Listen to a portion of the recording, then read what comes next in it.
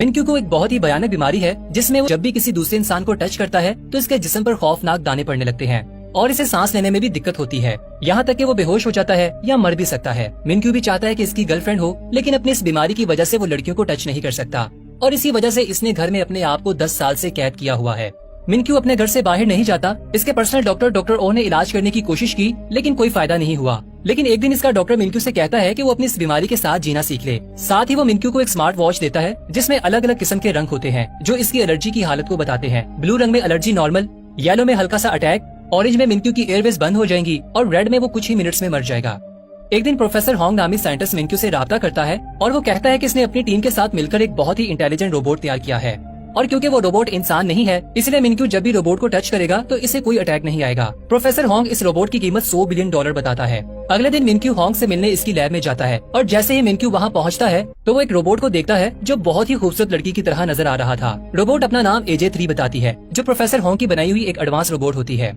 मिनक्यू इसको देखकर हैरान रह जाता है और पहले तो वो इसे टच करने से घबराता है, लेकिन जब वो इसे छूता है तो मिनक्यू को इसके शरीर पर कोई भी दाने नहीं आते। ये देखकर मिनक्यू बहुत खुश हो जाता है और AJ3 मंसूबे में फंड भी लगा देता है। अगले दिन लैब में प्रोफेसर की टीम रोबोट को टेस्ट कर रही होती है। टीम का एक बंदा सोडा की बोतल फेंकता है जिसकी एक बूंद रोबोट के प्रोसेसर में जा गिरती है जिससे शॉर्ट सर्किट होता है और प्रोसेसर तबाह हो जाता है। प्रोफेसर और इसकी टीम परेशान हो जाते हैं क्योंकि अगले दिन AJ3 को डिलीवर करना था।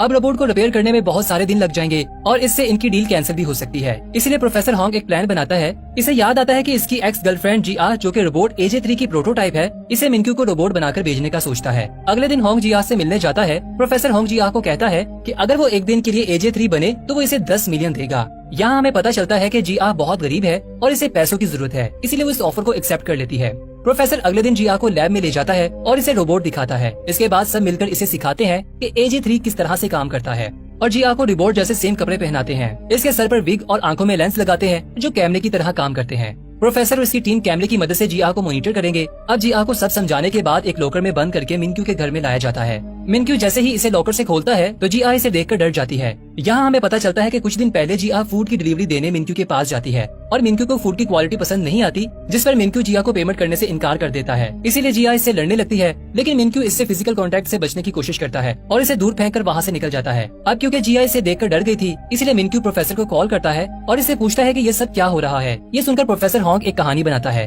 और कहता है कि AJ3 के 2 मूड है, ऑपरेशनल और फ्रेंड मूड। ऑपरेशनल मूड में वो प्रोफेशनली काम करती है, जबकि फ्रेंड मूड में वो एक इंसान की तरह काम करती है। रोबोट अब फ्रेंड मूड में है, लेकिन इसे एक बटन दबाकर ऑपरेशनल मूड में बदला जा सकता है। मिनक्यू प्रोफेसर की बात मान लेता है और रोबोट की गर्दन के पीछे बटन दबा देता है। GR के रीसेट होने के बाद मिनक्यू इस रोबोट का इंटेलिजेंस टेस्ट लेता है। इसी वक्त लैब की बिजली चली जाती है, जिसकी वजह से GR का प्रोफेसर से राब्ता खत्म हो जाता है। अब इसे अपने आप से ही मिनक्यू को मैनेज करना होगा।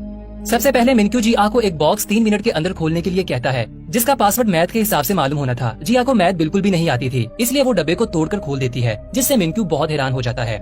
दूसरे टेस्ट में मिनक्यू इसे 10 सेकंड के अंदर अंडे को छीलने का कहता है। GR पहले एक रेस्टोरेंट में काम करती थी, इसलिए वो आसानी से ये कर लेती है। मिनक्यू इससे बहुत खुश हो जाता है, इसलिए वो रोबोट के होशियार होने की तारीफ करता है। इसी वक्त लैब में बिजली वापस आ जाती है और जब वो GR के लेंस से कनेक्ट होते हैं तो वो ये देखकर हैरान हो जाते हैं कि GR मिनक्यू पर गुस्सा हो रही है, क्योंकि मिनक्यू ने बैटरी चेक करने के लिए अपना हाथ आगे बढ़ाया था। ये देखकर प्रोफेसर घुटनों के बल बैठ जाता है। इसी वक्त प्रोफेसर को मिनक्यू का फोन आता है और मिनक्यू कहता है कि तुम मुझे धोखा देने की कोशिश कर रहे हो, क्योंकि इसमें इस्तेमाल होने वाली बैटरी खराब है, जिसकी वजह से AJ3 का सीना फूल गया है। ये सुनकर प्रोफेसर एक और झूठ बोल देता है कि इसने AJ3 की बैटरी को अपग्रेड किया है और साथ में मिनक्यू को खबरदार करता है कि वो इसके सीने को ना छुए, क्योंकि ऐसा करने से शॉर्ट सर्किट हो सकता है। इसके बाद मिनक्यू मेडिसिन लेने के लिए जाता है, लेकिन अचानक इसका दम घुटने लगता है और वो फर्श पर गिर जाता है। इसे सांस लेने में मुश्किल होती है। इसी वक्त GR बाकर आती है और इसकी पीठ थपथपाकर इसकी मदद करती है। मिनक्यू जैसे ही होश में आता है तो वो हैरानगी से पूछता है कि बगैर मेरे ऑर्डर के इसने मेरी मदद कैसे की, जिस पर GR कहती है कि वो बहुत सी ऐसी चीजें बगैर ऑर्डर के कर सकती है। इसके बाद मिनक्यू पहली मर्तबा फिजिकल कांटेक्ट करता है,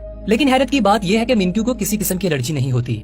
रात होती है और GR को लैब में लाया जाता है। प्रोफेसर होंग इसे डांटता है क्योंकि वो एक्सपोज हो चुकी थी। ये सुनकर GR मायूस हो जाती है क्योंकि इसे लगता है कि इसने अच्छा काम नहीं किया और वो नाराज होकर बाहर चले जाती है। उसी वक्त प्रोफेसर को एक बुरी खबर मिलती है कि AJ3 को रिपेयरिंग के लिए अफ्रीका भेज दिया है और इसे वापस आने में कम से कम 2 हफ्ते लगेंगे। इसी वक्त मिनक्यू की कॉल आ जाती है और वो प्रोफेसर से कहता है कि इसे 1 महीने के लिए AJ3 चाहिए। वो रोबोट को मजीद डीपली समझना चाहता है। अब प्रोफेसर के पास GR को वापस लाने के अलावा और कोई रास्ता नहीं बचा था, इसलिए वो GR के पास जाता है और इसे कुछ हफ्तों के लिए रोबोट बनने का कहता है। इस बार वो इसे ज्यादा पैसे देने की पेशकश करता है, इसीलिए GR राजी हो जाती है। प्रोफेसर कहता है कि जब तक असली AJ3 नहीं आ जाता तब तक तुम्हें काम करना पड़ेगा और हम तुम्हें हर रात रिचार्ज करने के बहाने लैब में वापस ले आएंगे।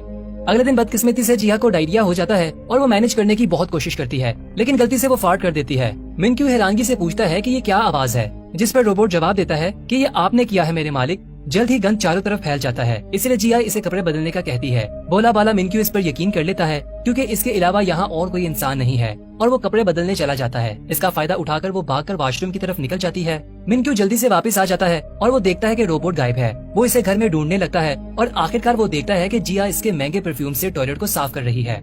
मिनक्यू ये देखकर हैरान हो जाता है और कहता है कि रोबोट तो पानी को हाथ नहीं लगाते, तो तुम ये सब कैसे कर रही हो। इस वक्त जिया झूठ बोल देती है कि वो एक एडवांस रोबोट है जो इन सभी कामों में माहिर है। जब मिनक्यू जाने वाला होता है तो वो नोटिस करता है कि जिया के चेहरे पर पसीना आ रहा है। वो इसके करीब जाने की कोशिश करता है, लेकिन इसका पैर साबुन पर आने की वजह से वो गिर जाता है। जिया इसकी तरफ भागती है, लेकिन मिनक्यू को बचाने की बजाय वो परफ्यूम पकड़ती है और इसके ऊपर गिरा देती है। लोहे की प्लेट की वजह से इसकी पसलियों पर चोट लग जाती है।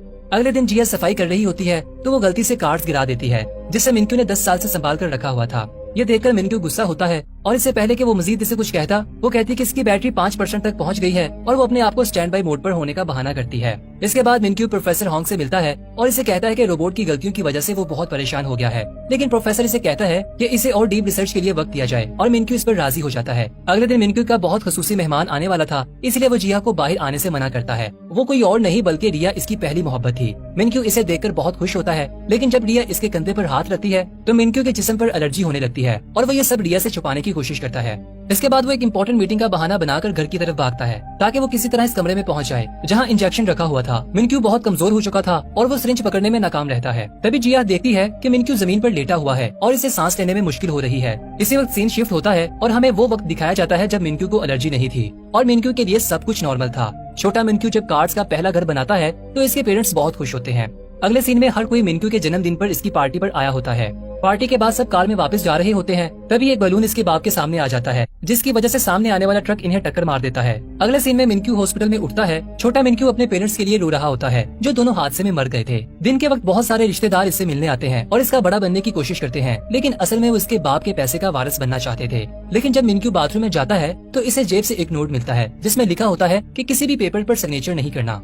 अगले दिन यूचुल नामी इसका एक दोस्त आता है और मिनक्यू के हाथ में एक अडॉप्शन पेपर देता है कि इसे इसके बाप ने बेचा है और अच्छा होगा कि अगर वो इसका भाई बन जाए। मिनक्यू थोड़ी देर सोचता है और आखिरकार वो कागजात पर सिग्नेचर कर देता है।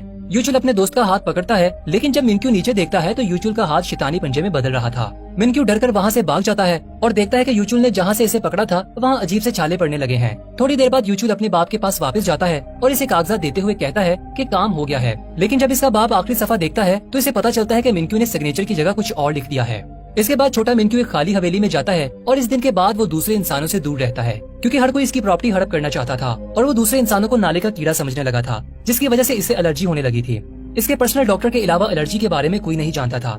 सीन दोबारा प्रेजेंट में आता है। मिनक्यू जागता है और अपने साथ जिया को पाता है। मिनक्यू इसे बताता है कि इसने ख्वाब देखा है जिसमें लोग इसके पीठ पीछे छुरा घोंप रहे हैं। इसके बाद वो जानकर हैरान हो जाता है कि वो बिल्कुल नॉर्मल हालत में है, इसलिए वो जिया का शुक्रिया अदा करता है क्योंकि इसने इसे इंजेक्शन दिया था। जिया और मिनक्यू एक दूसरे के साथ ज्यादा वक्त गुजारने लगे थे और इनका रिश्ता मजीद गहरा होता जाता है और वो एक दूसरे के करीब होते जाते हैं। एक दिन मिनक्यू इसे कहता है कि वो इसके साथ रिया की डेट पर जाए। वो दोनों एक दूसरे के साथ बहुत देर तक बैठते हैं। जैसे ही रिया वहाँ से जाने लगती है तो वो मिनक्यू को हाथ मिलाने का कहती है और फिर मिनक्यू डरते हुए इसका हाथ पकड़ लेता है, जिसकी वजह से इसे एलर्जी शुरू हो जाती है और सांस लेने में तकलीफ होने लगती है। और जब वो अपना इंजेक्शन पकड़ता है तो वो इस सोच में पड़ जाता है कि इसे ये सिरिंज लगाना चाहिए या नहीं, क्योंकि वो इस बेकार जिंदगी से थक चुका था। इसकी स्मार्ट वॉच तेजी से बीप करने लगती है। जिया इसके पास आती है और वो होश में आ जाता है। जब जिया मिनक्यू को देखती है तो मॉनिटर नॉर्मल हो जाता है। मिनक्यू इंजेक्शन के बगैर ठीक हो जाता है।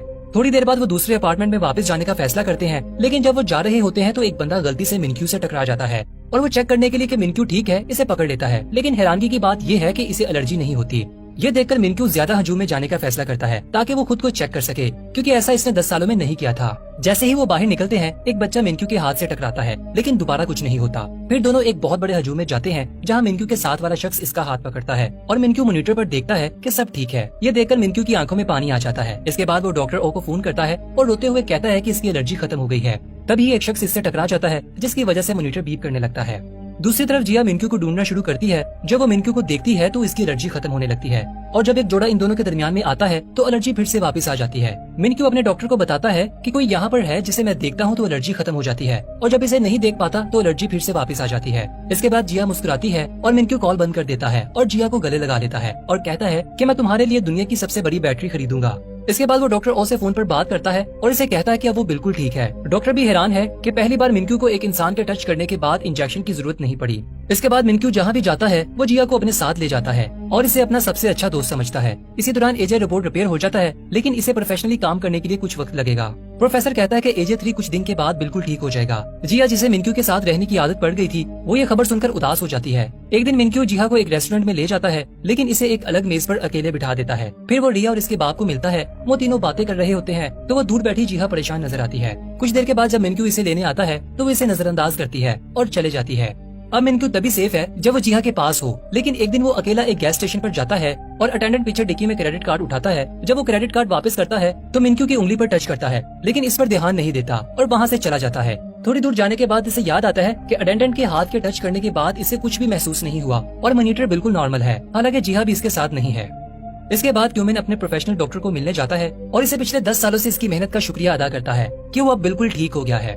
इसके बाद डॉक्टर क्यूमिन से कहता है कि वो एजे 3 को वापस भेज सकता है क्योंकि अब वो मुकम्मल ठीक हो गया है। अगले दिन क्यूमिन प्रोफेसर के पास जाता है और कहता है कि वो रोबोट से मोहब्बत करता है। प्रोफेसर कहता है कि वो एक रोबोट के बारे में बात कर रहा है जो पहले से प्रोग्राम किया गया था। ये सुनकर मिनक्यू कहता है कि वो पागल हो रहा है और प्रोफेसर से इसका हल पूछता है। अगले दिन प्रोफेसर मिनक्यू के पास आता है और इसे कहता है कि एक रास्ता है, अगर वो एजे 3 को रीसेट कर दे, इसी तरह वो सब कुछ भूल जाएगी और तुम अपनी जिंदगी में आगे बढ़ सकोगे। मिनक्यू उदास हो जाता है, लेकिन वो जानता है कि अब यही रास्ता बचा है। इसके बाद जिहा भी ये खबर सुनती है और वो भी परेशान हो जाती है। जिहा आखिरी बार एजे 3 के कपड़े पहनती है। अगले सीन में हम देखते हैं कि जिहा मिनक्यू के सामने खड़ी है और बर्फबारी हो रही है और मिनक्यू इसे आखिरी बार सैर के लिए ले जाता है और वापस हवेली में ले आता है। आखिरकार वो एक दूसरे का सामना करते हैं। मिनक्यू इसका शुक्रिया अदा करता है। ये सुनकर जिहा की आंखों में आंसू आ जाते हैं। इसके बाद मिनक्यू जिहा के पास जाता है और इसे अपनी माँ का हार निकालकर जिहा के गले में डाल देता है। इसके बाद वो इसे गले लगाता है और मिनक्यू रीसेट का बटन दबा देता है। लैब में असली एजे 3 रिपोर्ट करता है कि मिनक्यू का फोल्डर डिलीट कर दिया गया है। रात को मिनक्यू और जिहा सोते वक्त रोते हैं। जिहा इतनी रोती है कि अगली सुबह वो बीमार पड़ जाती है। इसे हॉस्पिटल ले जाया जाता है और हम देखते हैं कि इसने अभी भी मिनक्यू की माँ का हार पहन रखा है। इसके बाद वो दोनों अपनी जिंदगी में आगे बढ़ जाते हैं, जहाँ जिहा अपनी दादी के शहर चली जाती है, जबकि मिनक्यू रिहा के साथ शादी की तैयारी करता है। एक दिन मिनक्यू ट्रेन पर चढ़ता है, जहाँ वो एजे 3 जैसा चेहरा देखता है और वो सोचता है कि ये वही सेम रोबोट है। दोनों एक दूसरे के आमने सामने बैठने के बावजूद कुछ भी बात नहीं करते, क्योंकि जिहा को मिनक्यू के साथ बोलने से मना किया गया था। लेकिन मिनक्यू को शक होता है कि ये वही रोबोट है, इसलिए वो प्रोफेसर को फोन करता है और कहता है कि इसने एजे 3 जैसा चेहरा देखा है। जिस पर प्रोफेसर कहता है कि इसने रोबोट को किसी ऐसे शख्स पर बनाया था जो इसका जानने वाला था। मिनक्यू कहता है कि क्या वो इससे बात कर सकता है, जिस पर प्रोफेसर इसे मना करता है। प्रोफेसर के मना करने के बावजूद भी ये इसका पीछा करता है और इसके साथ बात करने का कहता है, जिस पर जिहा मसरूफ होने का बहाना करती है। लेकिन मिनक्यू इसका इंतजार करने के लिए बैठ जाता है। इसी दौरान जिहा जल्दी से किचन में जाती है और अपने गले से हार उतारकर प्लेट में छिपा देती है। बहुत सारा टाइम गुजर जाता है, लेकिन मिनक्यू अभी भी वहाँ पर बैठा होता है, जिसकी वजह से जिहा इससे बात करने पर मजबूर हो जाती है और वो इसे बताती है कि इसने 4 साल पहले डॉक्टर होंग से पैसे लिए थे और तुम्हारे सामने रोबोट होने का नाटक किया था। मिनक्यू इससे मजीद पूछने की कोशिश करता है, लेकिन जिहा इसे कहती है कि वो यहाँ से चला जाए, वरना वो पुलिस को कॉल करेगी। मिनक्यू चालाकी से इसकी दादी से पूछता है कि क्या इसके पास रहने के लिए कमरा है, जिस पर वो औरत हाँ कह देती है और इसे रात को यहीं पर रहने देती है। अगले कुछ दिनों तक वो दादी के साथ अच्छे ताल्लुक बना लेता है, साथ ही जिहा की तवज्जो भी हासिल कर लेता है और इसे अपने साथ गुजारे वक्त की याद दिलाता है। एक दिन मिनक्यू रेस्टोरेंट पर जाता है और इसे पता चलता है कि जिहा यहाँ से जा चुकी है, इसीलिए वो यहाँ इसे हर जगह ढूंढने लगता है। आखिरकार वो इसे ढूंढ लेता है और इसे देखकर जिहा जल्दी से नेकलेस को छुपा लेती है, लेकिन वो नेकलेस देख लेता है। ये जानकर कि इसके साथ धोखा हुआ है, इसे बहुत बुरा फील होता है, लेकिन इससे पहले कि वो इसे कुछ कहता, इसकी एलर्जी दोबारा से जाहिर होने लग जाती है और मॉनिटर डेड पर पहुंच जाता है, जो पहले कभी ऐसा नहीं हुआ था। आखिरी सीन में वो जमीन पर गिर जाता है और इसके बचने के इम्कान बहुत कम होते हैं। यहाँ पर यह दिलचस्प मूवी खत्म हो जाती है।